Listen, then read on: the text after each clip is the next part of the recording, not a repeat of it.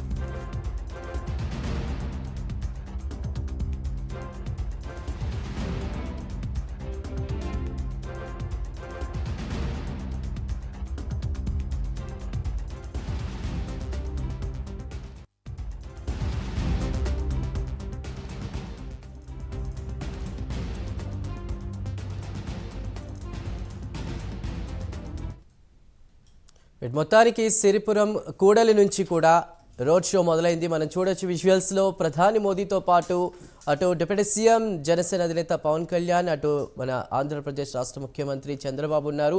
ప్రజలకు అభివాదం చేస్తూ కూడా రోడ్ షో నిర్వహిస్తున్నారు. ప్రస్తుతం అక్కడికి చేరుకున్నటువంటి ప్రజానికం అందరూ కూడా పూలు జల్లుతూ కూడా సాదర స్వాగతం పలుకుతున్నారు. కూటమి ప్రభుత్వం ఏర్పడిన తర్వాత ఈ స్థాయిలో అంటే రోడ్ షోకి ఇంత లెవెల్లో కూడా ప్రస్తుతం వెల్కమ్ అనేది మనం ఫస్ట్ టైం చూస్తున్నాం. ప్రైమ్ 9లో ఎక్స్క్లూజివ్గా మోదీతో పాటు దేశ ప్రధాని మోదీతో పాటు అటు రాష్ట్ర ముఖ్యమంత్రి, రాష్ట్ర ఉప ముఖ్యమంత్రి ముగ్గురు కూడా గతంలో కూడా ఎన్నికలకు ముందు మనం చూసాం ముగ్గురి రోడ్ షో ఆంధ్రప్రదేశ్లో.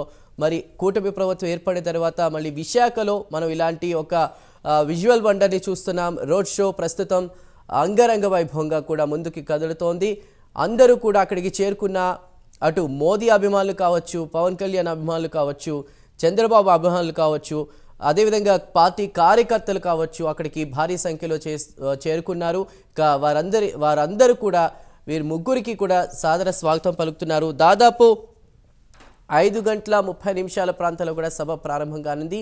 ప్రస్తుతం అయితే సిరిపురం కూడలి నుంచి చినవాల్తేరు వరకు కూడా రోడ్ షో కొనసాగుతూ ఉంది. అక్కడికి చేరుకున్న ప్రజలందరి యొక్క ముఖాల్లో మనం ఆ సంతోషాన్ని చూడొచ్చు. ఎప్పుడెప్పుడు మనం వాళ్ళని చూస్తామని ఎదురు చూసినటువంటి పరిస్థితి. ప్రస్తుతం వారి ముగ్గురిని ఒకే వాహనంపై చూస్తూ వాళ్ళ ఆనందానికి అవధుల్లేవు. సాదర స్వాగతం పలుకుతున్నారు. అభివాదం చేస్తూ కూడా వాళ్ళు ముందుకు కదులుతున్నారు.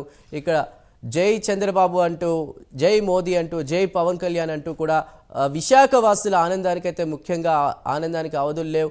ఎప్పుడెప్పుడు విశాఖకి సంబంధించిన చాలా ప్రాబ్లమ్స్ క్లియర్ అవుతాయా, ప్రాజెక్టులు శంకుస్థాపనలు జరుగుతాయని ఎదురు చూసినటువంటి పరిస్థితి ఆ తరుణం రానే వచ్చింది. మరీ కాసేపట్లో కూడా ఆంధ్ర యూనివర్సిటీ గ్రౌండ్లో కూడా ప్రస్తుతం సభ నిర్వహించబోతున్నారు 5:30 ప్రాంతంలో. ఇక పలు విలువైన ప్రాజెక్టులకు కూడా దాదాపు 2 లక్షల కోట్ల విలువైన ప్రాజెక్టులకు కూడా మోదీ వర్చువల్గా శంకుస్థాపన చేయబోతున్నారు.